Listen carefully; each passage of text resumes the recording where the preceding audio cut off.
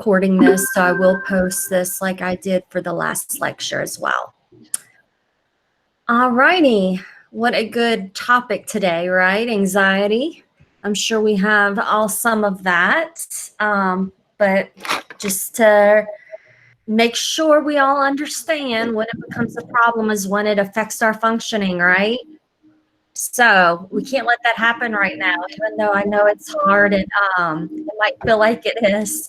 But today, so we're going to talk about anxiety disorders and trauma and stress-related disorders.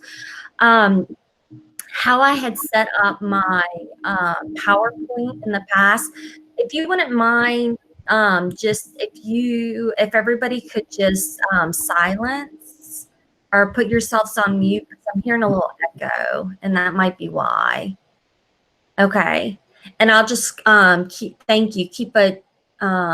looking at my chat as well. So if you have any questions, okay.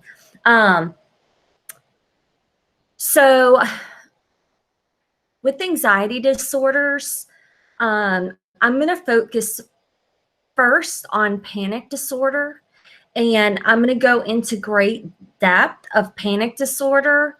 And then the other ones I'm going to touch more quickly on. So it's going to seem like we're on panic disorder for a while, but just know that's because I'm going more in depth, and a lot of the causes and the etiology, the therapies and things like that are the same for all anxiety disorders for the most part, unless I tell you any different, okay? So it just kind of worked better that way. So I just kind of left it alone. So here, this was one of my clicker questions I left in. So how many people in the US suffer from mental illness? How many do y'all think? 1 in 3, 1 in 5, 1 in 8, 1 in 12. You can either, unmute it or give me your answer on chat if you'd like. Looks like I got a 1 in 3. Anybody else? 1 in 5, 1 in 8, 1 in 5. Okay, good. It actually is 1 in 5 people. So I just think that's really important to remember. When we're normally in class, we're in a room of at least 25 people. So that tells you right there, 5 people. It's, mental illness is very rampant in our society, but we don't really talk about it a whole lot. So I just think that's something really for us to keep in mind. Okay, so what is the most common psychiatric illness? Is it depression, anxiety disorders, bipolar disorder, or substance abuse? What do y'all think?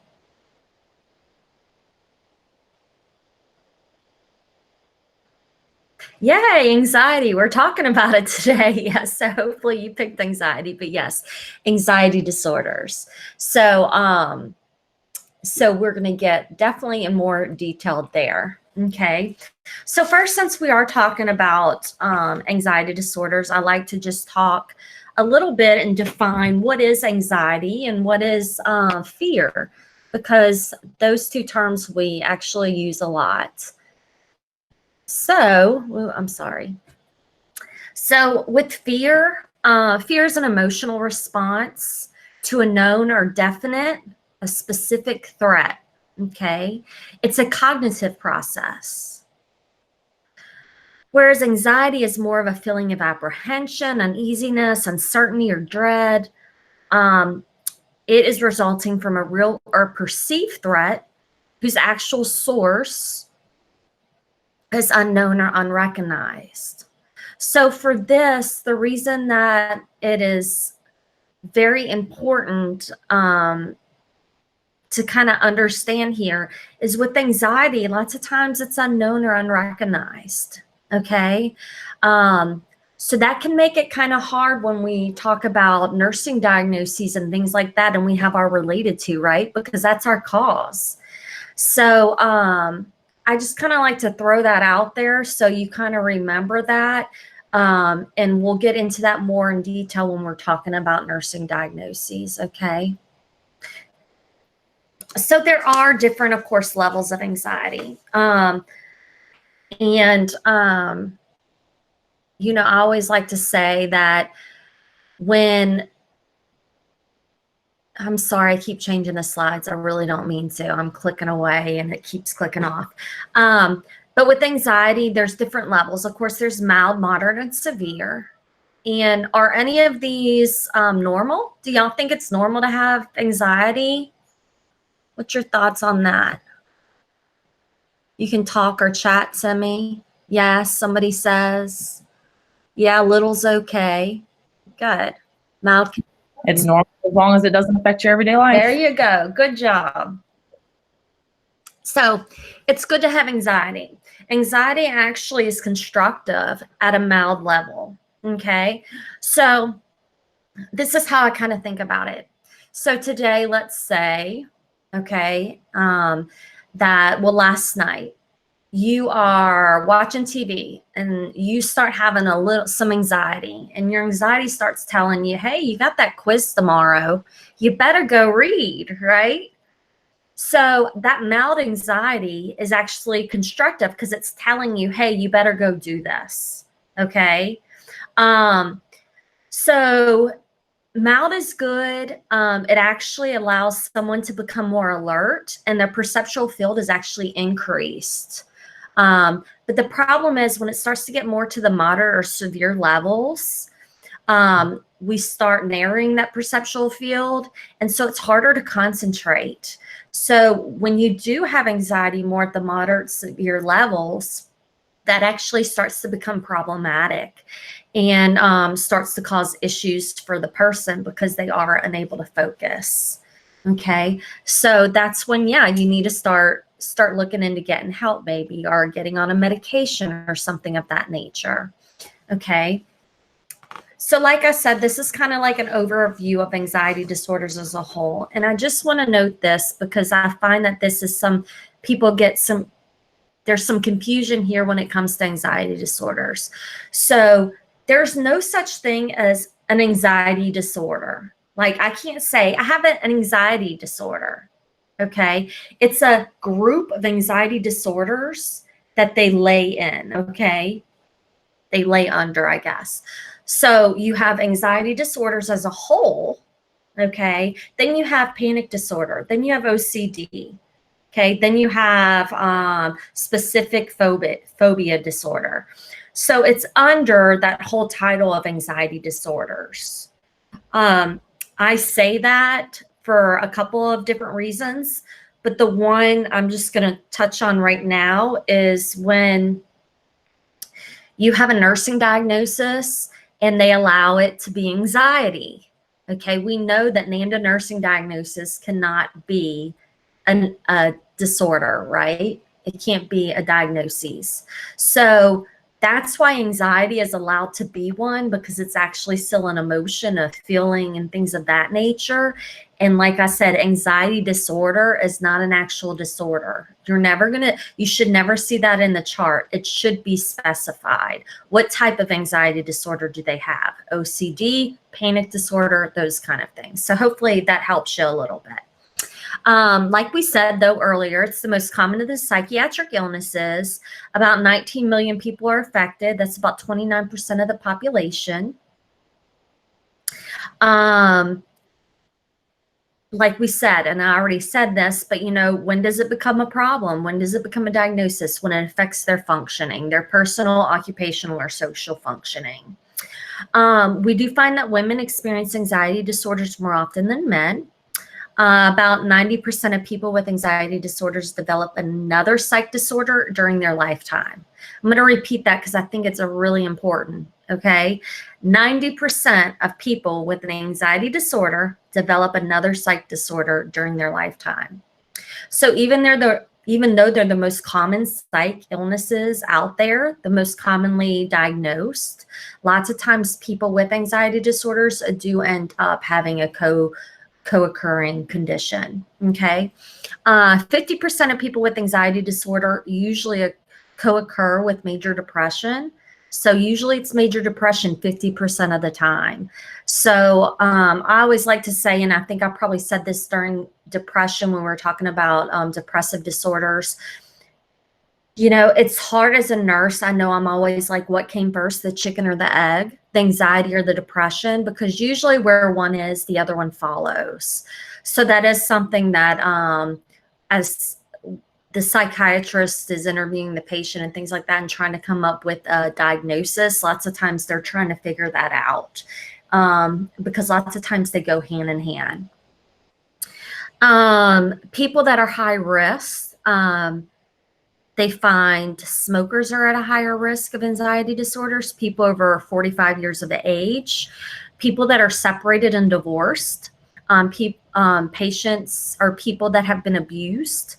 And then they find low economic status, socioeconomic status as well, or high. So different etiologies, you know, this is going back, these are theories, and we don't know the exact cause of anxiety, but these are our theories out there. There's genetic theories, of course, just like anything else that we talk about. We find that first degree biological relatives with most of the disorders are at a very high percentage of having it. So for example, they actually say people with panic disorder, their relatives are 8 times more likely to experience panic attacks. It's pretty huge, right? So they find that genetics plays a role about 48% of the time. Biochemical theories with neurotransmitters, we know serotonin and epi. Where else do we see serotonin and epi? Or hear about it a lot? What disorders? Anybody? Depression, good. Depression, yep. So our serotonin, norepi, they find that the GABA is associated here, as well as the hypothalamus pituitary adrenal axes. Some neuroanatomical theories. They talk about here abnormalities of the fear network in the brain. So around the thalamus or midbrain, that maybe there's some abnormalities that they find that could maybe associate with some anxiety disorders. Also theories out there. A big one is, I'm sure you have heard, and if you haven't, we'll be talking about this when we talk about child adolescent, but separation anxiety disorder as children. So they find that people that suffer with that at a young age, lots of times then will develop anxiety disorders later on. They find that it's usually learned as well, classic conditioning. So you'll hear this frequently, that let's say somebody gets in a car accident. So they start having anxiety about riding in a car, and maybe the car accident happened by a bridge. So now they will no longer drive over a bridge because they associate that anxiety with the bridge. Okay, so that's kind of more of a cognitive behavioral theory out there. All right, so first, like I said, we're going to talk a little bit about panic disorder. I like to note some quotes in here just because I think it's interesting not only to maybe put a name to the face or, you know, of panic that just not, you know, common everyday people have it, but also celebrities and things of that nature. So anyways, I'm going to note some celebrities through here. I'm going to give some quotes that I found of people that actually suffer with this disorder. So hopefully it can kind of give you an idea of how they feel. So here's a quote. For me, a panic attack is almost like a violent experience. I feel disconnected from reality. I feel like I'm losing control in a very extreme way. My heart pounds real hard and I feel like I can't get my breath. And there's an overwhelming feeling that things are crashing in on me. Another one, in between attacks, there's this dread and anxiety that it's going to happen again. I'm afraid to go back to places where I had an attack. Unless I get help soon, there won't be any place I feel like I can go and feel safe from the panic. All right, so let's talk about panic disorders. What does that mean? So panic is a normal but extreme, overwhelming form of anxiety, often experienced when an individual is placed in a real or perceived life-threatening situation. Okay, so it can be common to have some panic at times in your life, okay? The problem comes into play with panic attacks. This is when somebody has sudden, discrete periods of intense fear or discomfort, and they're accompanied by significant physical and cognitive symptoms. And we're going to talk about those physical and cognitive symptoms as well in a second. Okay. Then there's panic disorder. This is actually when somebody has a chronic condition that has several exacerbations and remissions during the course of the disease. Now, when we talk about exacerbations, that exacerbation is going to be a panic attack. Okay. So somebody has a panic attack and then it goes away and then they have another one. Okay. It also, is characterized by panic attacks that often lead to other symptoms such as phobias. And here I like to explain this a little bit better. So lots of times with panic disorder, and remember what was the percentage I said that people have often another co-occurring disorder? Do y'all remember the percentage? It was high. Who wants to chat with me? Good, good. Yeah. 50% for depression, 90% another co-occurring. So, I mean, that's extremely high, correct? So let me tell you why that it kind of makes sense. We don't like the unknown, right? And like when we talked about anxiety earlier, what did I say? It comes from unknown. It's not a known or definite threat. It's unknown. So if I start getting this panic inside of me and have a panic attack and it's affecting my breathing, it's causing these physical symptoms to me, as a human, I want a cause, right? I don't want to just think this is just me going crazy or having this anxiety for no reason. But that is what anxiety is. Lots of times what people do is they're going to what they call a secondary gain, and they're going to attach it to something. Okay. And your book talks about this a little bit, but let's say that I'm getting anxiety and I'm starting to have a panic attack. Okay. And I'm looking outside and it's kind of gray outside and it looks like it might start to rain. Okay. Maybe I start associating my panic with the weather and the weather changing.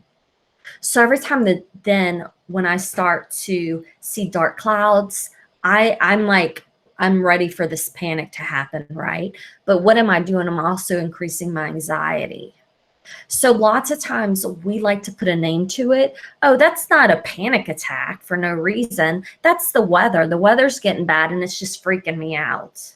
Okay. So lots of times we like to put a cause to our anxiety and there's no cause. So that is when we start getting phobias and other things because we're putting that anxiety, a cause to that anxiety. So we get a phobia or another specific, what's the word I'm looking for? Another specific disorder or something of that nature. So, and we'll talk about that more in a second, but hopefully that kind of helps you understand that a little bit more. Okay, so diagnostic criteria, that's what the good old DSM says that has to occur for somebody to be diagnosed with a panic attack. So periods of intense fear, at which time at least 4 physical or psychological symptoms are manifested. Palpitations, pounding heart, accelerated heart rate, sweating, shaking, shortness of breath, or they feel like they're smothering, sensations of choking, chest pain, nausea, abdominal distress, dizziness, derealization, a fear that they're going crazy, a fear of dying, paresthesia, and chills or hot flashes. Okay, so of course, if you think about at least 4 of these symptoms have to be present, that's kind of scary, right? And with anxiety, like I said, it's unknown. So you start having these symptoms and you're thinking, okay, this can't be just all in my head. So then we start usually attaching it to something else, okay? A panic attack usually peaks at about 10 minutes. It can be as long as 30 minutes, and then it's a gradual return to normal functioning. So if you've ever been around anybody with a panic attack, that's kind of you see this increase of panic and these symptoms occur, and then usually they'll start to decrease. And like I said, for somebody that's watching it, it's usually about 10 minutes, 15 minutes, but for the person going through it, they feel like it's an eternity. They just feel so terrible. I will tell you, I know in your book it says that they can last for days. I will just tell you from my experience, I have never seen a panic attack last for days. Like I said, usually they're pretty quick on and off. Okay. I'm sure that might happen, severe cases, but nothing that I've ever seen. So now panic disorder is when they have recurrent and unexpected panic attacks, followed by 1 month or more of consistent concern of having another attack. So they worry about the consequences of having another attack. They actually might change their behavior because the fear of the attacks. So like I said, maybe the sky starts turning gray and I start saying, well, my anxiety is because of the weather, right? So what do you think I'm going to start doing when the sky starts turning gray? I'm going to start, oh, well, maybe I need to be in the house. Maybe I need to be in the closet. You start, the person with the panic disorder, they're so worried that that's going to happen again that they start like getting ready for it, if you will. Okay. Does that make sense to everybody? Yeah. And you don't have to answer. You can talk or you can chat if you would like. Has anybody ever seen a panic disorder?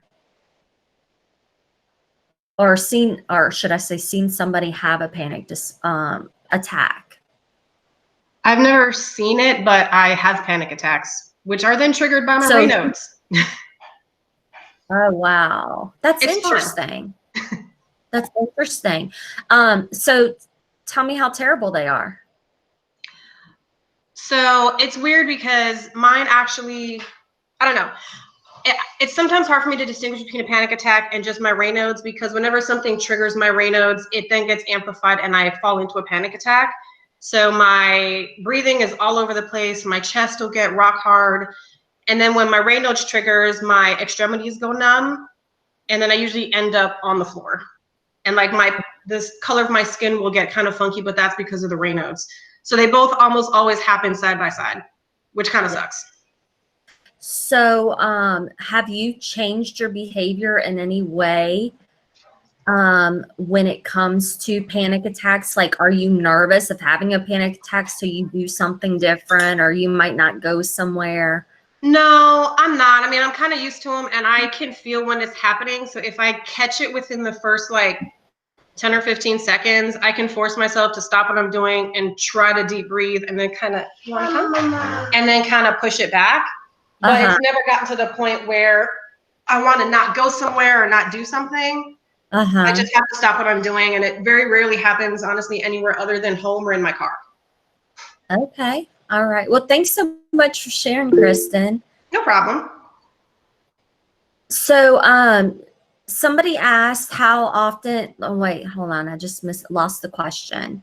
How common is it to have isolated attacks without a disorder? So usually from my experience, when someone like you can just have a panic attack and never have one again. I've definitely heard of that happening. I've seen it with my students, that kind of thing. But when you start having more than one, that's when it actually starts to become a panic disorder, and you start actually, like they said, followed by a month or more of consistent concern about having another attack or worrying or changing your lifestyle because of that. So does that help whoever asked the question, hopefully? Yeah. Is there a such thing as like an anxiety attack versus a panic attack, or is it all kind of classified as a panic attack? It is a panic attack. You will hear the slang for it as an anxiety attack. It's a panic attack. Okay. So people had just gotten away from that term and say, "Oh, I had an anxiety attack." No, it's a panic attack. Does Okay, that thank you. help? Yeah, I was just curious if there's a difference because I have heard both terms. I didn't know if panic attacks were more severe than anxiety attacks or if they were the same thing. Or They're what. the same thing. And I think lots of times, I think it's the same thing. I think us as humans, it's very hard for us to think, oh my gosh, I'm out of control of my body in a way, like I have this much anxiety that has turned to panic that I can't breathe, or I'm having numbness or tingling in my fingers or toes, or I'm having chest pain. So, and if you think about panic or calling it a panic attack or anxiety doesn't sound as bad, right? I always think that. So I think lots of times we will say, we'll call it that instead, but they're the same thing. It's really called a panic attack. So good question. I really appreciate a lot of y'all have kind of honed in, telling me that y'all have had one or you've experienced it, and I do not know. I've never had one. I have experienced them through others, if you will, by trying to be supportive and things like that. And it is not something I would wish on my worst enemy, just from hearing how terrible they are. So yes, they don't, like I said, they don't last that long, but to the person that is going through it, yes, it seems like a very long time. Okay. So thank y'all very much for participating there. So, like I said, with other anxiety, with anxiety disorders, lots of times they're very common to have more than one. So agoraphobia and other phobias I always include here because that is something that, like I said, lots of times if we have a panic attack, we'll associate it with something and then it becomes a phobia. So one thing that's really common is something called agoraphobia, and y'all might have heard of that. But people that have panic attacks and panic disorder, lots of times they will start associating the place that they have their panic attack as somewhere they become fearful of. And I thought I took that off. I'm sorry. Where it says DSM criteria box 27, get rid of that. That's old. It is in your book, but that's an old book. So I apologize. I did not update. I thought I got rid of it, but I must not have saved it. It's not in our notes, so. Oh, it isn't? Mm-mm. It's just showing on my PowerPoint. Okay. All right. So let's say I go to a concert and I have a panic attack in the middle of, Jazz Fest. I'm outside. It's hot. There's all these people around me. So now I'm going to start having a fear of going places, specifically maybe concerts where I'm kind of closed in. And what do you think is going to happen? I'm going to start avoiding going to concerts and doing things that I usually like to do. Okay. So like agoraphobia, there are actually people that have panic disorder who won't leave their house over time because they had a panic attack at the grocery store and they start associating it with the grocery store. Okay. Or getting in their car or, doing whatever, doing daily ADLs that we have to do. And so they get to the point where they won't leave their house, and that's called agoraphobia. Like I said, it usually does commonly occur with panic disorder. Phobias can happen as well. When I think of phobias, it can happen with the panic disorder, but this is usually just when somebody has persistent, unrealistic fears of a situation or an object or activity. And it's interesting. I haven't really seen this as much in, of course, the acute care setting. When I think of a phobia, I think of more, and this is, y'all, I'm showing my age here, so y'all can make fun of me. I think back to Maury Povich before he did the baby's daddy thing. I'm your baby's daddy, because that's all he does now. But back in the day, he used to have a talk show and would do different things. And I remember when I was younger watching his talk show one day, and he was actually talking to people with phobias. And so I remember, like, this lady had a bird phobia.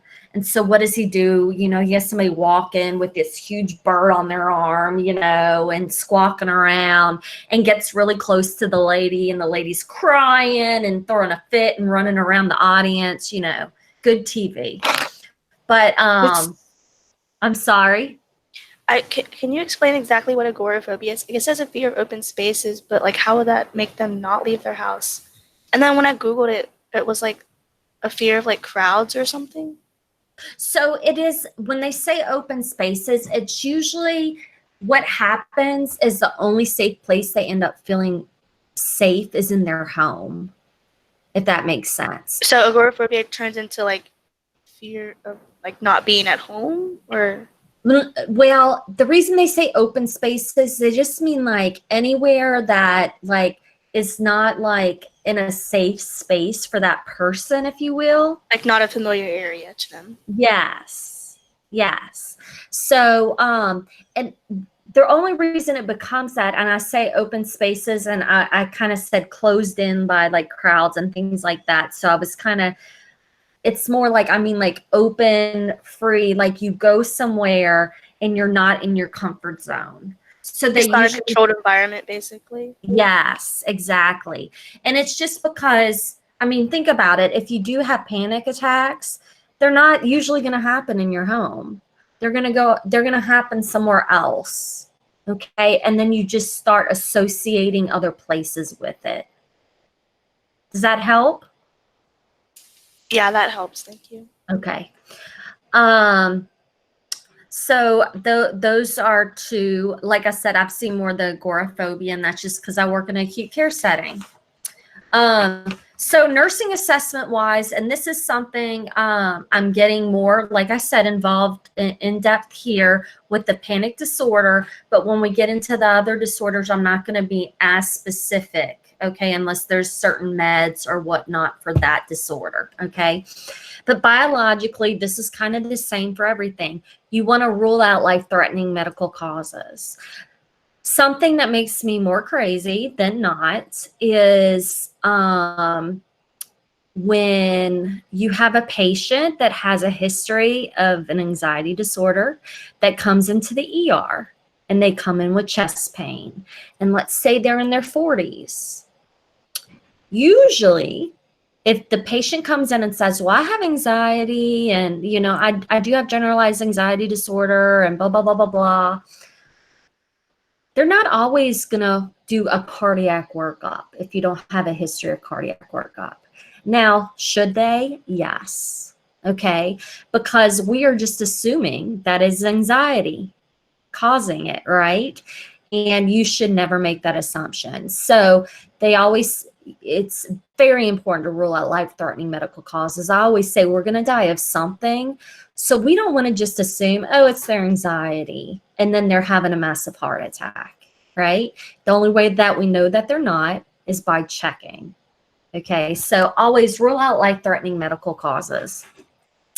Also, we want to know if they're having some substance abuse or substance use, because we know, of course, some things can speed up our heart and cause anxiety. So amphetamine use, those kind of things. So you definitely want to ask about that. We want to see about sleep patterns. Are they sleeping at all? We know people with anxiety, do they sleep well? No. What's something that keeps people up that has anxiety? Or should I say the related to? Anybody? Worries. Okay, be a little more specific. What keeps some of you up at night? Isn't your mind doing this? I got to do this. I got to look at this. So I forgot to look at that page. I need to go look at that chart again before the quiz. Racing thoughts, right? So lots of times racing thoughts keep people up. Okay, and that's a careful one we'll kind of talk about. And then physical activity. Are they doing a lot of physical activity before bedtime, that kind of thing? So of course, assessment wise, we want them to self-report, right? Currently rate your anxiety for me on a scale 0 to 10, 10 being the worst. Okay, that it's very subjective. We know that like with pain and things like that, this is mood is objective.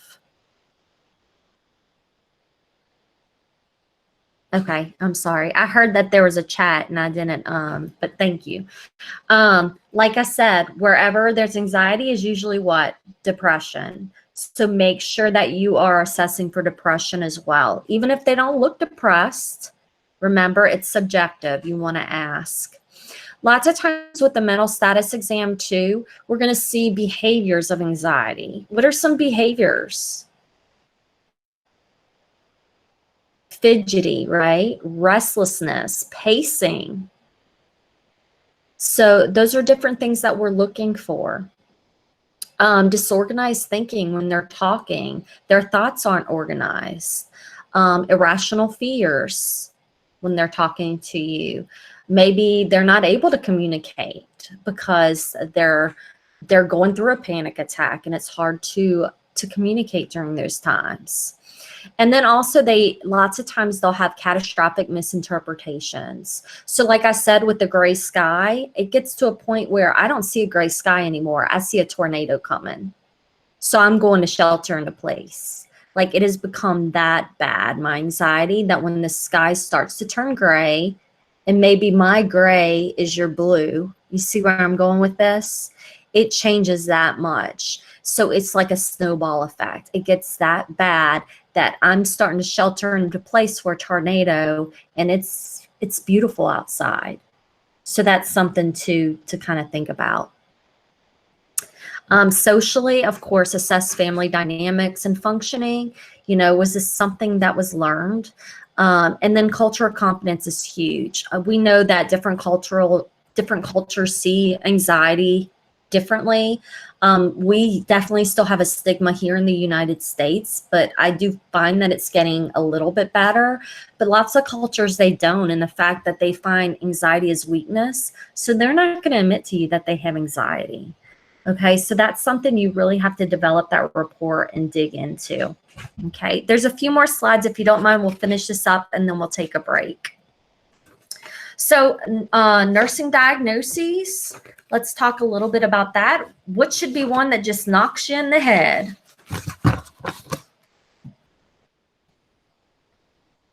Anxiety. Yay, anxiety, yes. Good, yes, that's definitely one. Anything else? Ineffective coping. Okay, good. Effective coping. Somebody said risk for suicide or self-harm. That's good. We don't think of it getting to that point, y'all, but it does. Like I said, like I was just explaining about the gray sky turning into I'm going into the basement or something to protect myself from a tornado. Like it gets like that. And people actually will tell you, I don't want to live this way anymore. Like I am constantly worried about my next panic attack, and this is not living.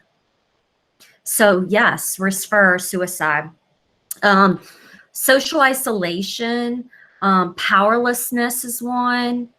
Of course, ineffective family coping, because the family's involved, and this is hard on them as well. They don't always know what to do, right?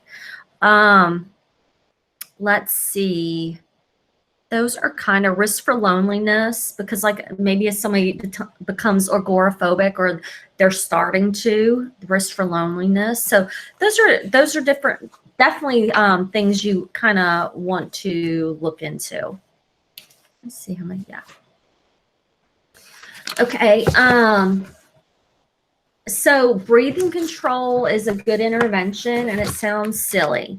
We're like, yeah, Miss Tuesday, we can all breathe.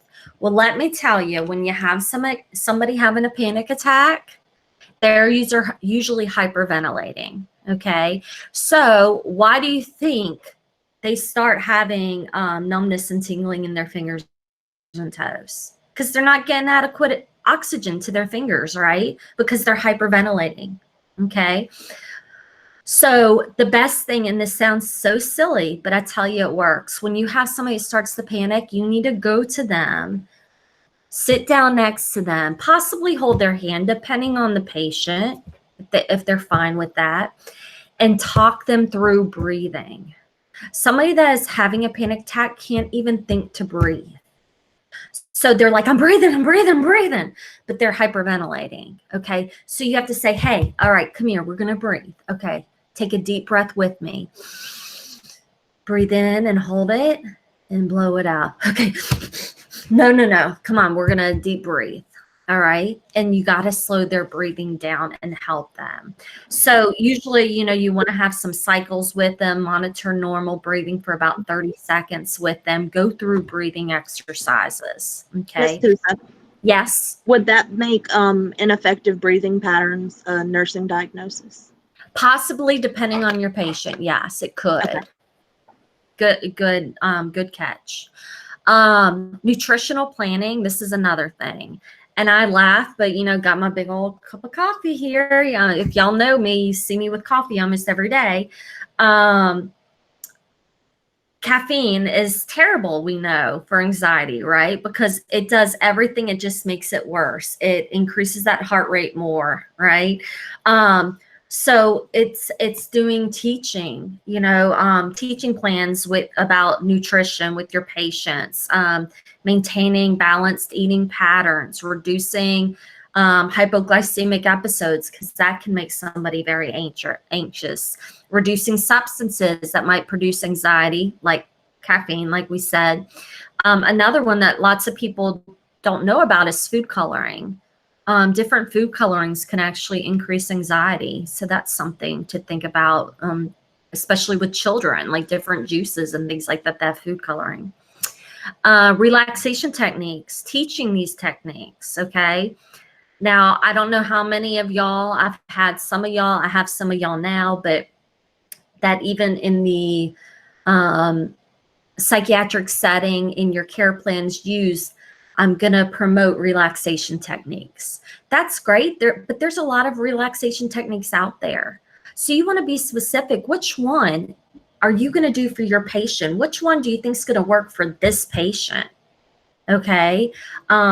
You'd be surprised when you're digging and getting that assessment data from your patient. This is something you should be thinking about. What are their hobbies and things of that nature? Because that's something I can incorporate into their relaxation techniques. Okay. Lots of times we'll talk about meditation with somebody, but it's like, okay, well, I don't really meditate that much, so I can't really teach them to meditate. Well, then that's something that I need to go educate myself on for my patients, so I am able to teach them about that. Okay. You don't just tell somebody deep breathe, meditate, and it's all better, right? When they're having a panic attack, no, you have to walk them through that. Okay. Maybe increase their physical activity. Okay. We know that physical activity can help with anxiety, going for walks and things like that. I actually did at one time had someone going through a panic attack, and she had all this energy, and she went, like, most of the time they're like down and they're like freaking out on the chair. But with her, she wanted to walk. So we sat there and we paced. Okay. Some of y'all know that some of your patients will do that when they have anxiety and it starts to increase. What they do, they pace the unit, and so walk with them. Okay. And then different, of course, pharmacological interventions, and these are going to be our antidepressants. Okay. So our different antidepressants that we're going to use, okay, and these are the same like we use for depression. Like we said, depression and anxiety go hand in hand. And our best drugs are our antidepressants for anxiety, believe it or not. So SSRIs are recommended. They're usually the first drug option in the treatment the treatment of panic disorder and most of our anxiety disorders. They, of course, have the best safety profile, and side effects are usually early in treatment and then they subside. Lots of times they'll start them at low doses and then increase it every couple days and they recommend long-term therapy of SSRIs. Why do we start at a lower dose and increase for SSRIs? What are we trying to prevent?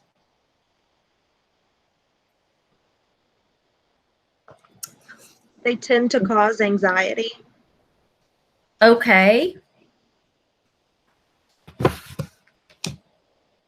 There's something more. Serotonin syndrome. Yay! A few of y'all said that. Good job. Serotonin syndrome. So this is when, of course, somebody has too much serotonin in their system, right? And whoever just said anxiety, that kind of goes hand in hand with serotonin syndrome because it does increase the anxiety. Okay. But one of the first things we look for is a change in their level of consciousness. Okay. They start getting confused. They can start running a temp. So you want to check their temperature and make sure, you know, those kind of things. And serotonin syndrome can happen from someone just being on one SSRI. And usually it's multiple different things that causes an increase in serotonin, but you want to think of what that can be. That can be diet pills. That can be pain medicine with an SSRI. So it can happen too later on. So you definitely want to educate your patient on this. That SSRIs, just some examples: Zoloft, Paxil, Prozac, Lexapro. SNRIs, this is where they reuptake the serotonin and norepi. Okay. Example here would be Effexor. TCAs, oh, wait, no, get rid of that. I'm sorry. Oh, TCAs and MOIs, they're often not used due to the side effects that can occur, especially with benzos. Okay. So benzos are most commonly used for panic disorder, even though SSRIs are the first line treatment. So normally what they do, just like we talked about in the past when somebody's manic and they come into the hospital, they usually start them on an anticonvulsant, but they started them on what else? Anybody? An antipsychotic. Remember, the antipsychotics, they work quick, whereas the anticonvulsants take a while to kick in. It's the same thing. SSRIs take a while to kick in, okay? So it's not going to get rid of the anxiety like that, whereas a benzo is short-term that it will. The biggest thing, we want somebody to be on a benzo short-term and not long-term because they're addicting, right? And we don't want them to think this is my magic anxiety pill because tolerance happens and things like that. And before you know it, they're on the max dose of a benzo for their anxiety disorder, and it's not going to work anymore. So usually what the doctor hopefully will prescribe is starting off, let's say a Zoloft or something like that, an SSRI, and then giving them a benzo for them to take for the first month for breakthrough. Okay. And then after that first month, they shouldn't need a benzo anymore. Okay. That SSRI should have kicked in. Does that make sense to everybody? Okay. Another thing that I've seen used, and I actually find that these work actually great, but are beta blockers. So, of course, you just have to watch and make sure somebody's not hypotensive because, of course, they're going to decrease the blood pressure. So you still have to watch that. But I find doctors lots of times will give low doses throughout the day. So like Inderal 5 milligrams 3 times a day or something of that nature. But you, like I said, you still have to watch the blood pressure and things of that nature and the pulse, okay? So, but I do find that those work. They find that the beta blockers work more due to the physiological problems that we have with panic and anxiety. So like the heart rate and stuff like that, what does a beta blocker do? It decreases it. It decreases blood pressure. So it decreases a lot of those signs and symptoms and things in your body that they find help decrease the anxiety. Okay. So, oh, I can't even read this one. Oh, sorry, my dog. You know what? Let's go ahead. Let's take a little break so I can let my dog out of the room that's going crazy. It is 10 o'clock. Why don't we come back at 10:10 and finish up, okay? All right, we'll take a little break and I'll see y'all in about 10 minutes. Thank you.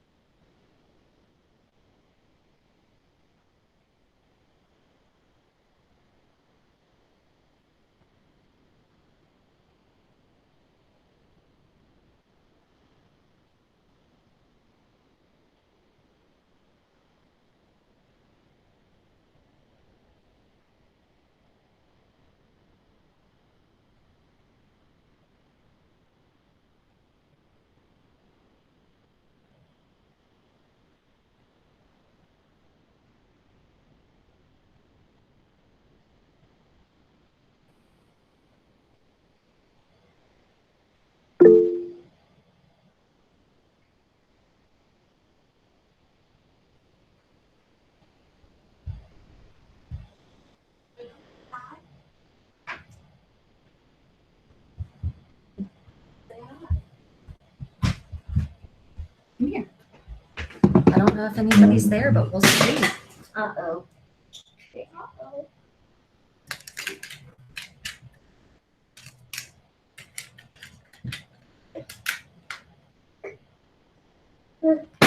Oh, Esme. You see anybody? Can you wave? See, I don't know if anybody's there. Oh, somebody's there. You see, he's waving at you. Can you say hi?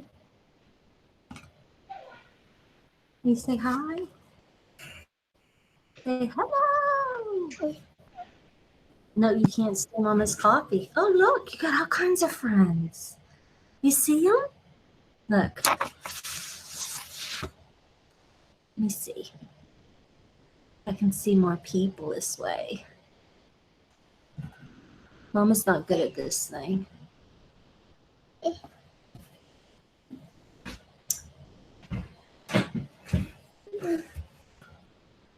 No, you can't have a coffee. You can't have coffee. Well, I saw people, and now I just got rid of them. There they are. Look. You see, friends?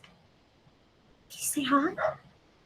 You say hi? Wait. Can you wait? Oh, that's a good boy. That's a good boy. All right, let's go see Daddy. Come on. All right. Where's your other remote? There it is. Come on. Let's go see Dada.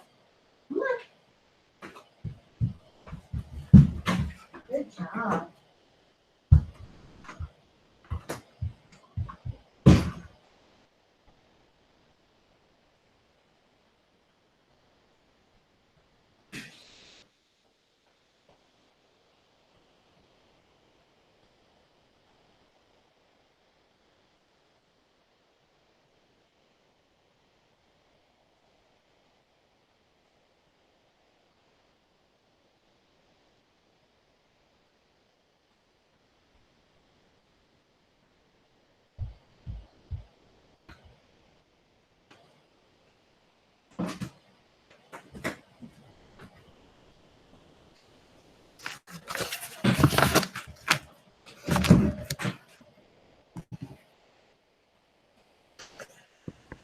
Miss Tusa, quick Yeah. question.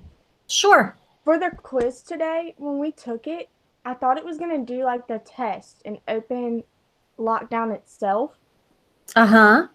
So when I clicked start, it didn't. And then I couldn't exit back out. Because Okay. once it's open, you can't Uh-huh. redo it. So is it going to be a problem that I took it without the lockdown?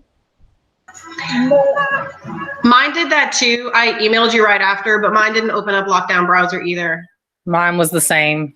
Yeah, I don't think it opened up for anybody. Okay. Let me check into it and see. Okay. I know Yeah, one of the teachers like- last week it happened to her, and she said it was because she was like on the quiz at the same time, like fixing something on her end. So it like kept the lockdown browser from being on our end. Huh. Not sure. That's strange. I'll call and see about that, see what the problem was. It Okay. should be fine though. I'll let you know. Yes, ma'am.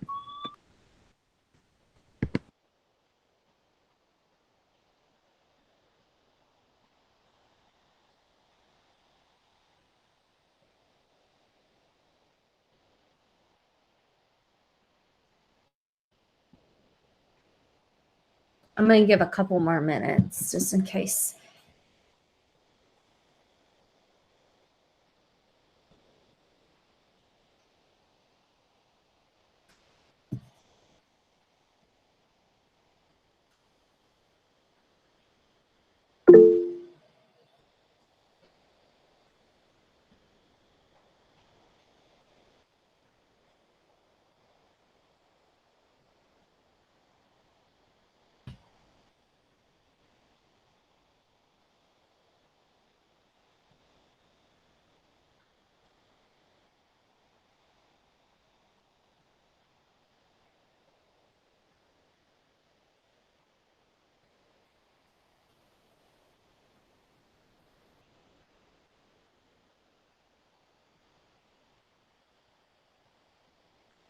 All righty.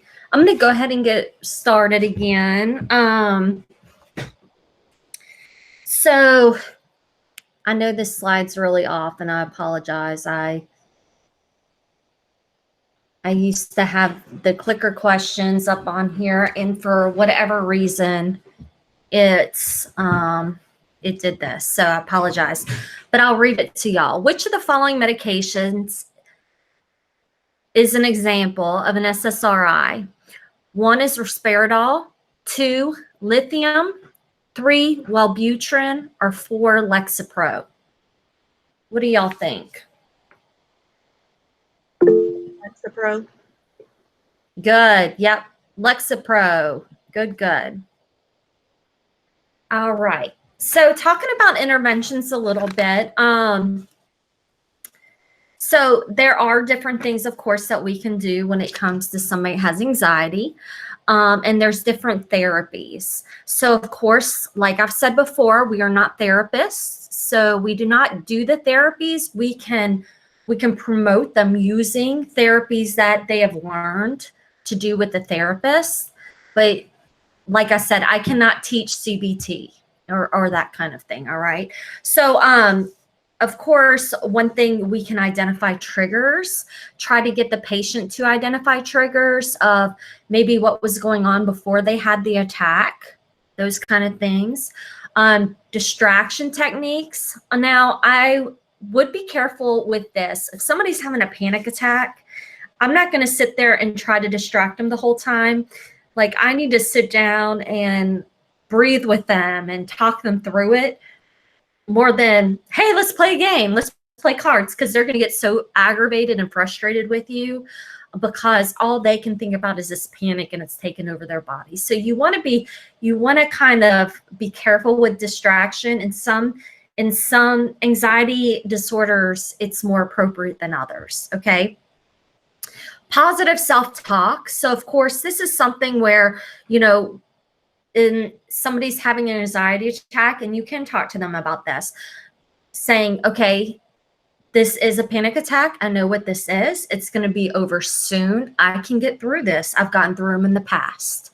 So that's what they consider like positive self-talk, instead of saying, oh my gosh, I feel like I'm going to die. I can't feel my fingers. I think I'm having a stroke. Okay. So trying to get them to do some positive self-talk is helpful. Systemic desensitization, implosion therapy, and CBT, of course, are all therapies that the social worker or therapist does with the patient. And I did post videos on Moodle for you to watch on each of these. They're very interesting. I find systematic desensitization is something that is used. Of course, CBT is a gold standard, but systematic desensitization, this I've seen used, and it's pretty interesting. It's a longer process, and the therapist works with them step and step. So let's just say somebody is afraid of flying. So maybe first they're just going to have a meeting where they talk about flying, okay? And just the talk makes the person anxious. So then the therapist is going to start working with them on relaxation techniques to help them relax when they start getting anxiety just from talking about the flying. Maybe the next thing would be to bring in maybe a model airplane or something of that nature. Maybe the next thing would be to actually go gosh, why can't I think? Like on,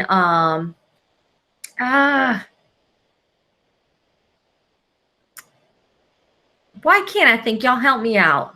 Those glasses they have you do. The simulators, Yes, thank you. Yes. So maybe they'll have you do like a simulator or something of that nature. Okay. Then maybe they'll actually have you walk on the plane with them. But while they do this, like I said, it's a slow process. It's not, we're going to do it all in one day. It's very slow. And each time when they start to see the patient getting anxious or the person getting anxious, they work through them with different relaxation techniques. Okay. So, like I said, I have seen systematic desensitization, and I think that that can be very helpful. Implosion therapy is more what they call flooding as well. So let's say I was talking about Maury Povich and how, he had the birds come and they would run with the bird close to the person, and they would scream and cry and everything. That's a type of flooding. Another type would be like if somebody's scared of the water and you're thrown into the pool. Okay, we've all heard about those situations. The thought behind it is when you are actually put in with the object or thing, whatever it might be that you fear, over time your fear has to decrease. So they say just to flood them, and then in time when it decreases, the person will feel better about it. I don't know about all that. That's not really I'm not a huge fan of implosion therapy, but that is something you don't really see that much anymore, but you know, it's still out there. And then of course, cognitive behavioral therapy we've talked about with, you know, just talking where it's more positive, provoking thoughts through cognitive restructuring and education and things of that nature.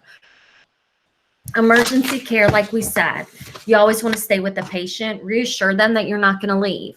It's the same thing. What do we do with our patient? Safety first, right? I'm going to get them in a safe room, you know, block off all the stimuli and things like that that I can do. Reassuring them I'm going to stay with them. I don't want to be like, okay, let me bring you here and then shut them in a room and they're terrified. They're already terrified.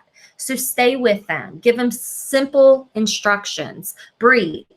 To us, we're like, oh my gosh, this is ridiculous. To them, it's not. They can't think through the breathing. Okay, let's breathe together. Deep breath in. Hold it. And let's breathe out. Okay, wait, you're not breathing with me. Come on, breathe with me. Deep breath in. Okay, you have to be very simple. Walk around with them if that works for them. Lastly would be to administer a PRN, okay, anxiety med. Now, let me tell you why I say that. How long did I tell you a panic attack usually lasts for? 10, 15 minutes, right? So what's the quickest med that I could give somebody to help? What do y'all think? What did we talk about? Anybody? Yep, a benzo. So how long does it take a benzo to work? 30 minutes at least, right? So is that going to be helping the panic attack? And what ends up happening is they start feeling like the pill actually starts to become a coping mechanism for them. So I get anxious and I pop a pill. Get anxious, I pop a pill, right? We don't want that to be their coping skill, because guess what? That pill that they took isn't helping with that panic attack. It might help their anxiety a little bit down the road, but it's not helping that. So we need to make sure that we are encouraging them, deep breathe, relaxation techniques, all those things. And not to let them think that popping a pill is going to help them. Okay. All right. Let's talk about a few other disorders. Okay.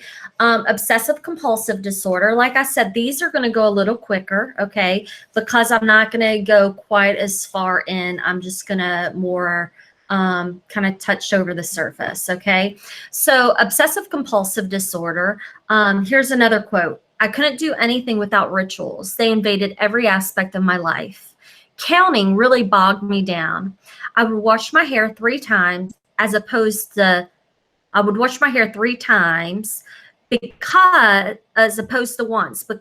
was a good number and 1 wasn't. It took me longer to read because I count the lines in the paragraph.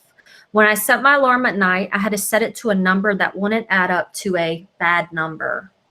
Okay, you do find that people with OCD that are diagnosed, lots of times they do have a lot of different things with numbers and odd numbers and even numbers and good numbers, bad numbers. Another one, I knew the rituals didn't make sense, but I was deeply ashamed of them, but I couldn't seem to overcome them until I had therapy.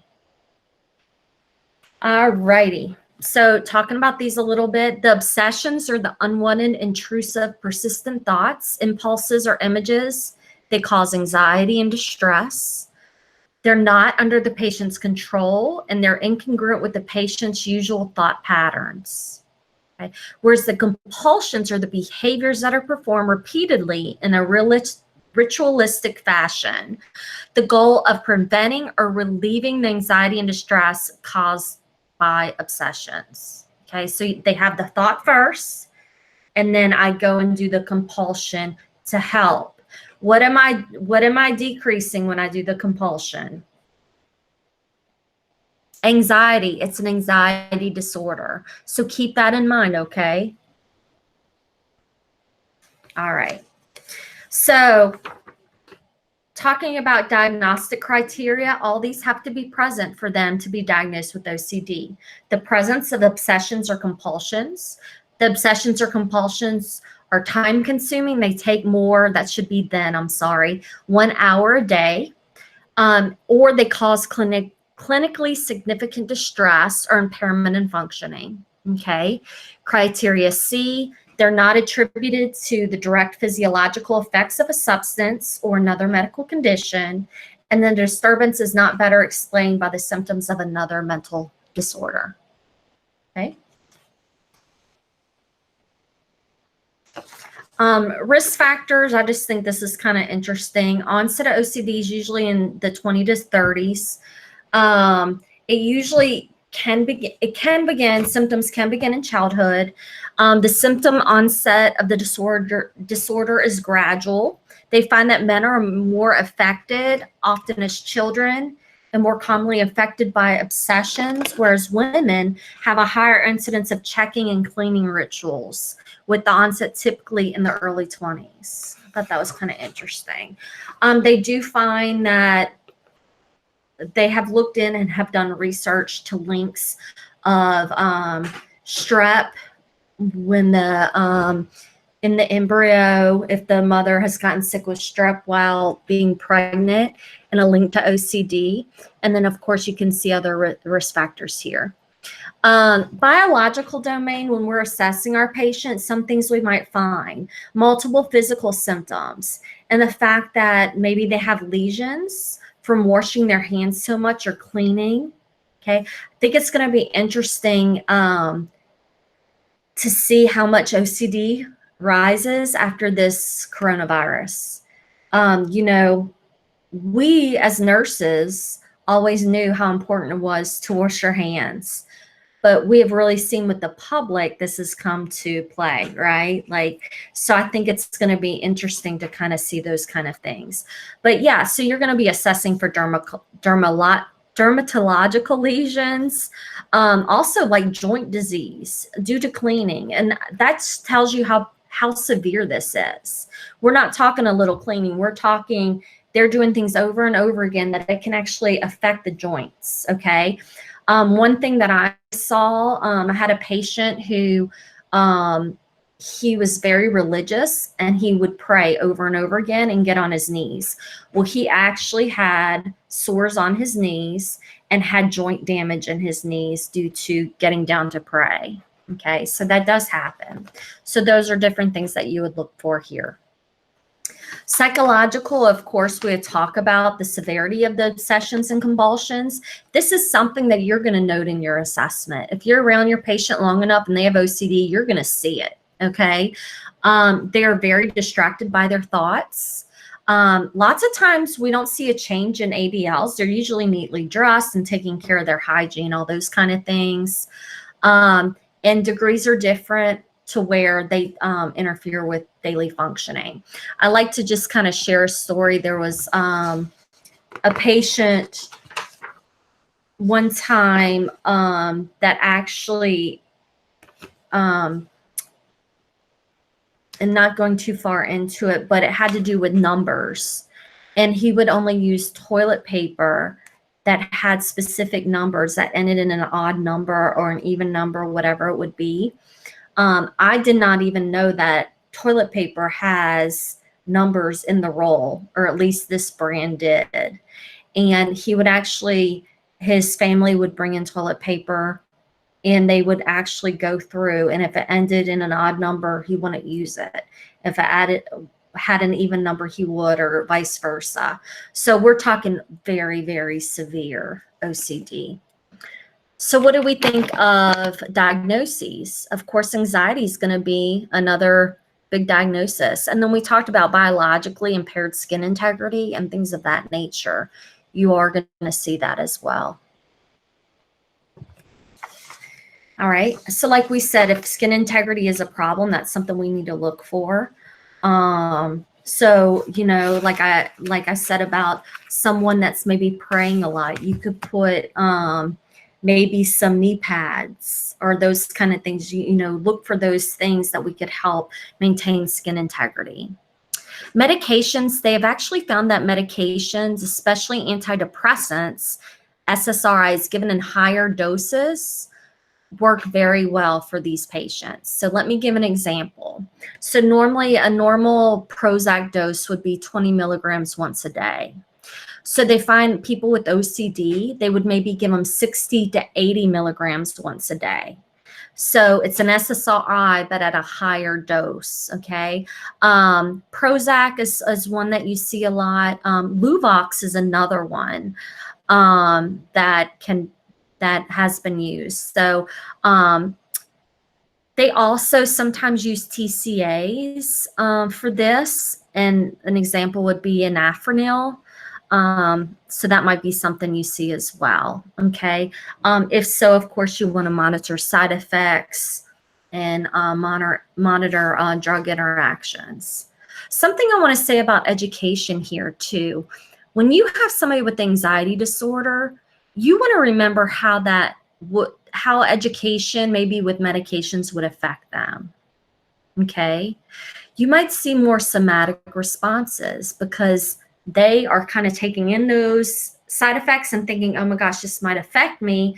And then before you know it, they start showing signs and symptoms, right? So that's something you want to keep in mind. I had someone at one time that had a severe anxiety. They had panic disorder, and it was very severe. They were hospitalized, and he was started on a new medication. And when he wanted to have all the information of his meds, which he has that right. But I was very, very upfront with him and told him that it's not that I mind educating him on the drug at all. I think that is his right, and I think he needs to know to be educated. But my concern was him knowing all the side effects, because somebody that has anxiety is going to be more driven to be looking for those side effects and get very anxious about that. Okay. And so he actually was okay with me not giving him the side effects, and that worked out pretty well. Okay. So it's not me hiding side effects, but it's me educating my patient on that. Hey, it might not be the best thing for you to know all these side effects of medications, right? Okay. So that's something you want to think about. Okay. Response prevention. So these are some other things that we might see that the therapist is working with them, and we can continue. So different things that you might see. So response prevention, thought stopping. Sometimes with thought stopping, it's actually trying to get them to stop the thought. So they have the obsession in their head, and they want to go do, of course, the compulsion. So I've seen this done before where a therapist will actually give them a rubber band. And when they have that obsession and they want to go do that compulsion, they have them snap the rubber band on their wrist. So it gives them something else to think about, if that makes sense. Okay. They're trying to stop that obsession before they do it. Okay. Of course, teaching relaxation techniques. And this is something that I do want to talk about for a minute. So I want you to think about relaxation techniques as almost having like a toolbox. Okay. So we have all these tools in our toolbox that we can pull out: deep breathing, meditation, relaxation techniques. If someone is having a panic attack or is having severe anxiety, is it easy for them just to pull out something and to use it? Not unless they've practiced it for a long time, right? So practicing these interventions are so important. Then, practicing these interventions are just so important for them to do during their everyday life. So they're not stuck when they're having this panic attack and we expect them to do thought stopping or something of that nature, if that makes sense. Cue cards is another thing, just having like the cue cards. turn into another compulsion. No, somebody asked a good question. Could thought stopping with the rubber band turn into another compulsion? And I think you're asking like with snapping the rubber band on their hand, on their arm. Is that kind of what you mean? Yes, ma'am. Okay, good question. Not that I have seen. Now, I'm not a therapist and I haven't seen these patients long term, but not that I've ever seen. Usually, some people really find it effective because, and we'll talk about this in a minute, if somebody has OCD, they can't just stop doing that compulsion. Why? What's going to happen? Their anxiety is going to go up because of Yeah. the racing thoughts and the Exactly. So we have them do it little by little. Okay. I'm not just going to, take away their compulsion completely when they come into a psych ward, because that's just going to make them panic. Okay. So you have to do it little by little. And these are just some of the interventions that they use. Okay. And the popping is kind of, I think, more of, it's kind of like if something hurts and you can hurt something else a little bit more. So you think of your finger and not what's hurting kind of thing. So it pops and then you're thinking about this rubber band on your arm and not what's going through your mind and what compulsion to do, if that makes sense. Cue cards kind of work the same way, but they're actually cue cards to have them stop thinking about something and maybe become distracted on something else. And with that being said, I just want to kind of repeat this. I think it's very important. When you do have somebody that has OCD, you're not going to stop that compulsion completely when they come in, because that is just going to bring them into a panic. Okay. So that's why we have schedules and we need to stick by the schedule. When you have a schedule, let's say that somebody has an hour in the morning to get ready to take care of personal time. Now, let's say that they're kneeling down to pray and they keep kneeling down to pray, or some people, they keep changing their clothes. They have an hour to do that. Okay. That's their personal time and they have an hour to do that. But once 8 o'clock comes and it's breakfast time, they're expected out of their room and to go eat breakfast. So we give them time that they can focus on those compulsions. I'm not taking that away completely because I don't want to increase their anxiety to panic, but they have to stick with the schedule. So they do have some time throughout the day to do it. And then hopefully in time that's going to decrease. Does that make sense?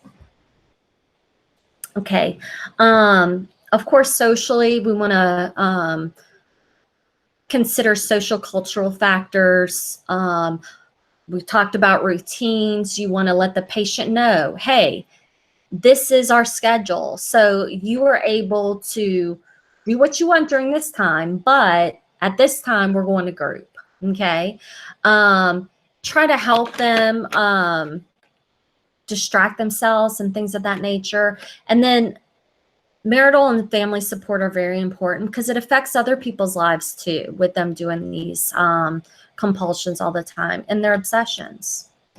So generalized anxiety disorder, I'm just going to give a quote or two. We don't have a ton of time left. So I always thought I was a worrier. I felt keyed up and unable to relax. At times it would come and go, and at other times it would be constant. It could go on for days. I'd worry about what I was going to fix for a dinner party or what would be a great present for someone. I couldn't just let something go. Another quote, I'd had terrible sleeping problems. There were times I wake up wired in the middle of the night. I had trouble concentrating, even reading the newspaper or a novel. Sometimes I'd feel lightheaded or my heart would just race and pound. And that would even make me worry more. I was always imagining things were worse than they really were. When I got a stomach ache, I would think it was a stomach ulcer. So that's those are two quotes from people that have been diagnosed with generalized anxiety disorder, or GAD, as you'll hear it called as well. Okay, it affects individuals of all ages. Okay, it nearly affects 4% of the population. 25% that have GAD have a primary or comorbid diagnosis. diagnosis, okay? Women and men, they're fairly equally distributed, okay? People that have generalized anxiety disorder, we find that they are more somatic, okay? Which means that they usually do have more problems, like, for instance, the stomach ache, and they think, oh, well, I think I better get tested for stomach ulcer because my stomach hurts all the time, okay? How I kind of explain someone that has generalized anxiety disorder. So this is us, let's say, okay? Somebody doesn't have an anxiety disorder, okay? And I'm going about my day, all right? Oop, we have a quiz tomorrow. Oop, my anxiety went up, right? But then it comes back down after that quiz is done and I'm going around. Oop, I got to go to clinical tomorrow. Oop, I got some anxiety. But it comes back down. How do you feel when you go up? Pretty bad, right? You know, think about when you have a test or something, your heart races, you know, you just don't feel good, right? You feel like you're on edge, you're shaking, you know, but then it comes back down. People with generalized anxiety disorder, they're up here all the time. So when we're going up to our peak, they stay there. So when they have anxiety, what happens? Whoop, they go up even more. And when they come down, they're not coming down like we are. They're coming down to that where they feel anxious all the time. So talk about a terrible feeling all the time to feel that way, right? So this is the diagnostic criteria: excessive worry and anxiety about several issues that occur more days than not for at least 6 months. The patient has little or no control over the worry. The anxiety and worry are accompanied by at least 3 of the following symptoms for at least 6 months: sleep disturbance, their fatigue, restless, poor concentration, irritability, or muscle tension. The worry and anxiety focuses are not limited to qualities of other psychiatric diagnoses. So they don't want it to be, make sure that's not another anxiety disorder overlooked, if you will, okay? The worry can cause significant impairment, and then it's not due to a substance or medical condition, okay, which we see on most of those. So assessment-wise, of course, we want to look at their diet. We want to look at their nutrition. Sometimes it can be something as they're hypersensitive to caffeine. So those are different things that we definitely want to look into and talk to our patient about. Like we said, they usually have problems sleeping. So that's something that we definitely want to look into, their sleep patterns at home. And then are they using substances? Sometimes, and I see this pretty frequently, but people that have anxiety disorders, their doctor might have put them on an amphetamine or, you know, that kind of thing. So an upper, and then they're on Zoloft, something that brings them down. So, you know, we want to watch those stimulants, definitely. Biologically, medications. One medication they find works really great for generalized anxiety disorder is Buspar, and some of y'all maybe have heard of that before. It's an anti-anxiety medication. It doesn't have a lot of side effects, and for whatever reason, they find it works really good for GAD. Also, other antidepressants like Lexapro, SSRIs, those kind of thing. Nutritional counseling would be important. You know, I can't tell you the number of times that I have people that have anxiety problems and they're having a panic problem and a panic attack on the unit, and they're drinking coffee. And yes, our coffee is decaf. It still has caffeine in it. Okay, decaf is not completely uncaffeinated. Okay, there's still caffeine in there. So, you know, those are things you need to teach your patient. Okay, I understand you're really nervous, but drinking the coffee right now is not the best thing for you. Okay. And then sleep hygiene, making sure they get a good sleep during the night. If somebody's taking naps during the day, are they going to sleep well at night? So you need to talk to them about that. Of course, there's our assessment and interventions is similar to panic disorder. That's why I spent so much time on those, but a combination of the relaxation, supportive therapies, and of course, CBT. There's a lot of other anxiety disorders that your book talks about. Of course, some of these include body dysmorphic disorder. They changed that into DSM-5. That used to be considered a somatoform disorder. but now it's considered anxiety disorder. Hoarding, there's all these TV shows now about hoarding and how that has to do with anxiety. Trichotillomania, if I can even say that right. So this is usually we find somebody, they pull their hair or eyebrows, eyelashes, that kind of thing. And we're not just talking about a little bit. It's significant that you can find actually bald spots. Okay. Social phobias, of course, where people won't leave the house. And then PTSD and acute stress disorder. These are kind of what they consider stress disorders now. And I want to talk a little bit more about those. Okay. PTSD, here's a few quotes. I was raped when I was 25 years old. For a long time, I spoke about the rape as though it was something that happened to someone else. That happens a lot. That's that depersonalization, derealization.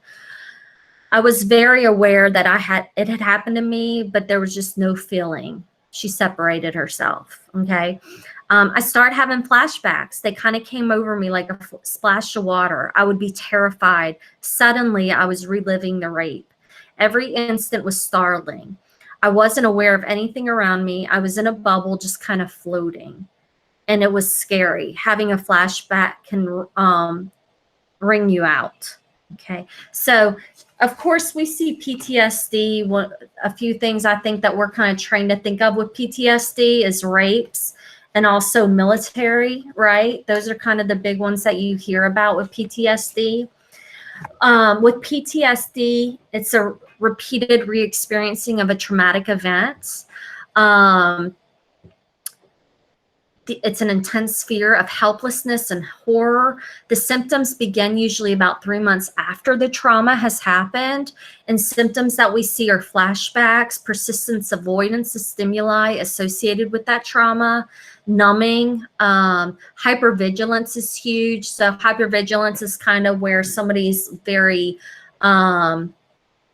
shaky or scared, if you will, and maybe you touch them from behind and they jump, right? That's a type of hypervigilance. So those are things that we see. They do find that SSRIs work well with PTSD, especially Zoloft. That's one. And then they'll use TCAs, benzos, SNRIs, beta blockers. I've seen them use like Tegretol and anticonvulsants as well. So that's something to think about. CBT, of course, is very important here.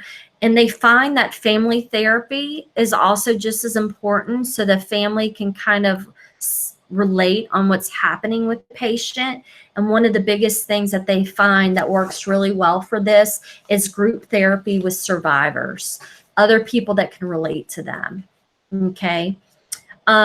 Acute stress disorder is almost like PTSD, but it occurs within 1 month after exposure, which we said PTSD was what? 3. Okay. So this happens. They have to have at least 3 disassociated symptoms, like we talked about. They feel like they're out of their body. They're floating in a bubble. It really didn't happen to them. They have numbing. They consider it acute stress disorder if it resolves within 4 weeks. So if it lasts more than 4 weeks, then it is considered PTSD, okay, if it goes into the 3 month. If it just lasts those 4 weeks, it's considered acute stress disorder, okay? Does that make sense? All right. Does anybody have any questions? No? We're pretty good? Okay, I'm going to look into the quiz and see with the respondents browser why that didn't work. But I'll look into that and ask some questions around, and it should be fine. You're not going to have a quiz next week. Somebody asked that. I am planning the same format for my exam as last time. If that changes, I'll let you know. But if it does change, it's not going to be a significant change. I kind of prefer the multiple choice, and I'm not liking just changing the whole test on y'all. I think that's a lot of stress. So that's just me personally. What else was I going to say? No quiz next week. Next week, we talk about eating disorders, but I do want to emphasize next week, I am going to talk about your group project. Okay. Your group project should be somewhat easy, and I'm going to make it where hopefully it will help you learn about relaxation techniques and things like this that we are actually working on right now with the coronavirus, and taking care of your own mental health and things that you can teach your patient. Okay. So we're going to talk about the group project in more detail next week. Okay. And you'll sign up for your topic and those kind of things. All right. Any more questions? All right. I think that's about it, y'all. Thanks for hanging with me. I know that it is kind of hard just to listen to somebody lecture on the computer. So thanks for bearing with me, okay? Y'all have a great week, and, you know, keep distancing and taking care of yourself, all right? All right, I'll see y'all next week. Bye, y'all.